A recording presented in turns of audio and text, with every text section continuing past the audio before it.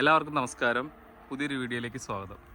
ശരിക്കും ഈ വീഡിയോയിൽ ഞാൻ ഉൾപ്പെടുത്തുന്ന കാര്യങ്ങൾ ഇതിന് തൊട്ട് മുൻപായിട്ടുള്ളൊരു വീഡിയോയിൽ നമ്മൾ ചെയ്തിട്ടുള്ളതാണ്. എങ്കിലും നമ്മൾ ഈ കാണുന്ന ബസ് സ്റ്റോപ്പിനെ കുറിച്ചിട്ടൊരു ഷോർട്ട് വീഡിയോ ഇട്ട സമയത്ത് 1-2 പേരിൻ്റെ ഡീറ്റെയിൽ ആയിട്ടൊരു വീഡിയോ ചെയ്യാമെന്ന് ചോദിച്ചിരുന്നു. അപ്പോൾ അങ്ങനെ ചോദിച്ച ആൾക്കാർക്ക് വേണ്ടിയിട്ടാണ് ഈ ഒരു വീഡിയോ ചെയ്യുന്നത്.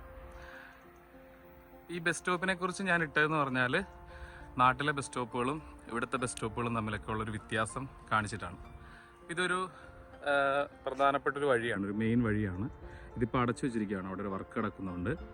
അപ്പോൾ ഈ വഴി കൂടെ വരുന്ന ബസ്സുകളെല്ലാം ഇവിടെ ഇങ്ങോട്ടേക്ക് മാറിയിട്ട് ഈ ഒരു ബസ് സ്റ്റോപ്പിൽ കയറിയിട്ട് വേണം പോകാൻ. അപ്പോൾ ആരെങ്കിലുമൊക്കെ പാസഞ്ചേഴ്സ് വരാനുണ്ടെങ്കിൽ ഈ ബസ് സ്റ്റോപ്പിൽ നിന്ന് ആൾക്കാരുണ്ടാവും. അങ്ങനെയാണ് ഇതിൻ്റെ ഒരു സിസ്റ്റം. അപ്പോൾ ജർമ്മനിയിൽ എല്ലായിടത്തും ഇതുപോലെ ആയിരിക്കണം എന്നില്ല. ചില സിറ്റിയിലൊക്കെ മെയിൻ റോഡിലൊക്കെ നിർത്തിയിട്ട് തന്നെയാണ് നമ്മൾ പാസഞ്ചേഴ്സിനെ കയറ്റുന്നത്. കുറച്ചും കൂടെ ഒരു ഉൾപ്രദേശത്തൊക്കെയുള്ള ടൗണിലാണെങ്കിലും ഇതുപോലെ മാറിയിട്ടൊന്നും ആയിരിക്കത്തില്ല ബസ് സ്റ്റോപ്പുകൾ. അപ്പോൾ ഇതാണ് ഈ ഒരു ലൊക്കേഷൻ വരുന്നത്. ഇനി ഈ ബസ് സ്റ്റോപ്പിലെ കുറച്ച് കാര്യങ്ങൾ കാണിച്ചു തരാം. ഇതൊരു തടിയൊക്കെ കൊണ്ടുണ്ടാക്കിയിരിക്കുന്ന ഒരു ബസ് സ്റ്റോപ്പാണ്. അപ്പോൾ എല്ലായിടത്തും ഇതുപോലത്തെ ബസ് സ്റ്റോപ്പുകളല്ല. നമുക്ക് ഞാൻ വേറെ 1-2 ബസ് സ്റ്റോപ്പുകളും കൂടെ ഈ വീഡിയോയിൽ കാണിച്ചു തരാം.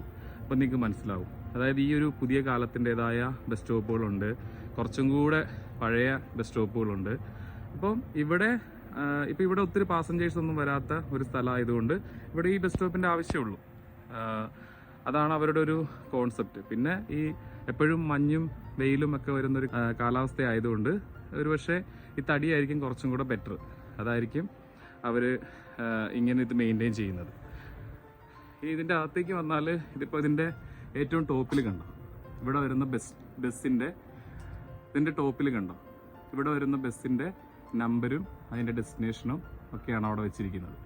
പിന്നെ ഇത് ഓപ്പറേറ്റ് ചെയ്യുന്ന ഇവിടുത്തെ VRM എന്ന് പറയുന്ന ഗവൺമെൻറ്റിൻ്റെ അതോറിറ്റിയാണ്.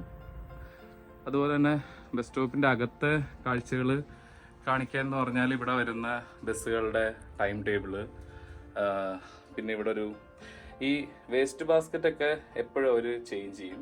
പക്ഷെ ഇവിടെ കുറേ ചുക്രിവലയും പരിപാടികളൊക്കെ ഉണ്ട്.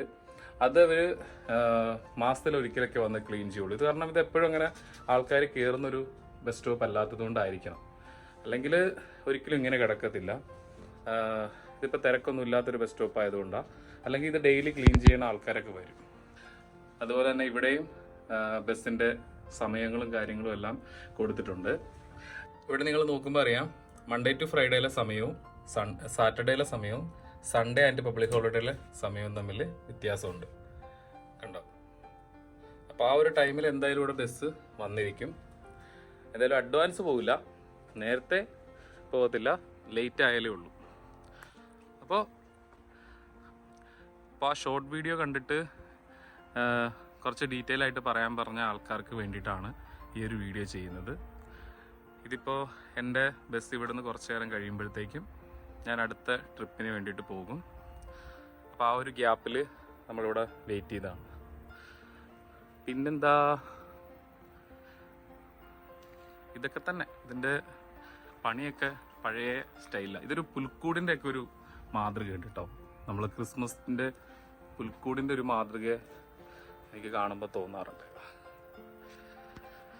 അപ്പോൾ ഇത് കമൻറ്റ് ചെയ്ത ആൾക്കാർക്കുള്ള വീഡിയോ കേട്ടോ. ജസ്റ്റ് ഞാനൊന്ന് എടുത്തന്നേ ഉള്ളൂ, സെപ്പറേറ്റ് ആയിട്ടൊരു വീഡിയോ എടുത്തന്നേ ഉള്ളൂ. അപ്പോൾ താങ്ക് യു.